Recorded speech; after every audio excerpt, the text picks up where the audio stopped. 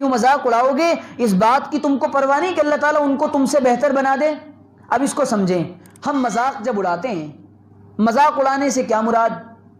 کسی آدمی کے اندر کوئی عیب ہو، ہم اس کو بیان کر کے عجیب انداز میں بتا دیں اس کے سامنے ہی، یا کسی کا تذکرہ ایسے نام سے کرنا، ارے وہ فلانا، ہاں وہ جو اس طرح کے ہیں نا وہی نا، تو یہ مذاق ہے۔ یا مذاق والے نام رکھ دینا کہ لوگ اس نام کو سنیں تو ہنس لیں، ہنسیں پھر۔ تو یہ اس زمانے کے اندر بہت زیادہ عام ہو گیا مذاق اڑانا۔ اب اس پر ذرا سنیں، یہ جو مذاق اڑانے کی صفت مردوں میں بھی ہے عورتوں میں بھی ہے تو یہ پہلے سے اللہ کہہ رہے ہیں، ڈرا رہے ہیں اللہ تعالیٰ کہ تم اگر کسی کو مذاق میں کوئی بات کہہ دو یا مذاق اڑا دو، اللہ اس کو تم سے بہتر بنانے پر قادر ہے۔ تم کیا سوچ رہے ہو؟ تم کو اس سے برا بنا دے گا۔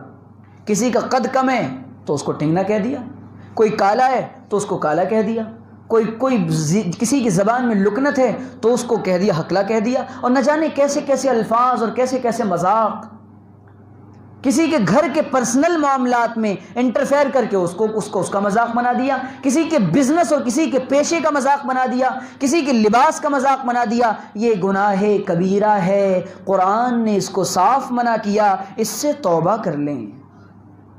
اور اگر کسی کا مذاق بنایا ہو، کسی کا مذاق اڑایا ہو، اس سے معافی مانگ لیں کہ بھائی آپ کے میرے ذمے کچھ حقوق ہیں، اللہ کے واسطے اس کو معاف کر دیجیے گا۔ کبھی نہ کبھی کہیں نہ کہیں مجھ سے آپ کے بارے میں کچھ غلطی کوتاہی ہو گئی ہے، بس میرا جی چاہ رہا تھا آپ سے معافی مانگنے کا، اس لیے میں آپ سے معافی مانگنے ہوں۔ نفس کہے گا ارے کیوں معافی مانگے گا، چھوڑ مذاق اڑایا ہو گیا۔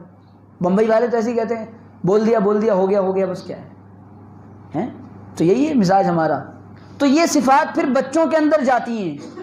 میں سچ کہہ رہا ہوں، بڑوں کو دیکھ کر بچوں کے اندر یہ کوالٹیز اور یہ صفات، گندی صفات بچوں کے اندر منتقل ہوتی ہیں۔ یہ بچے دیکھتے ہیں کہ ہمارے ماں باپ ایسے ہی بات میں مذاق اڑا رہے ہیں کسی کا، تو وہ بھی پھر ان کو ہی، وہ ایک لطیفہ بہت چل رہا تھا درمیان میں موبائل پر، تو آیا وہ بچی فون اٹھا کے کہتی ہے، اچھا آپ وہی انکل بول رہے ہیں جن کے دانت باہر ہیں؟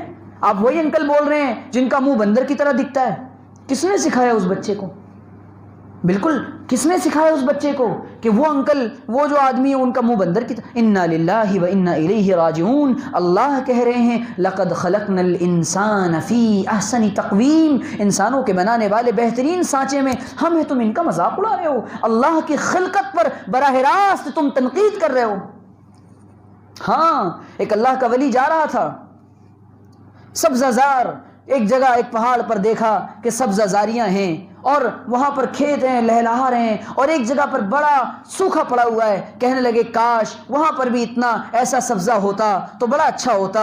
اللہ کی طرف سے دل میں بات آئی، الہام کیا گیا، ہاں تم اب اتنے بڑے ہو گئے ہو کہ اللہ کو مشورے دینے چلے ہو، اس کی خلقت میں عیب نکالنے چلے ہو۔ میں اور آپ اب اس قدر اس لائق ہو گئے ہیں کہ اللہ کی بنائی ہوئی مخلوقات میں عیب نکال رہے ہیں ہم۔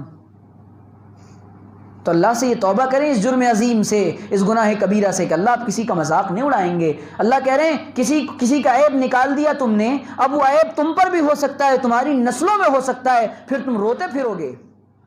اس لیے اس جرم عظیم سے توبہ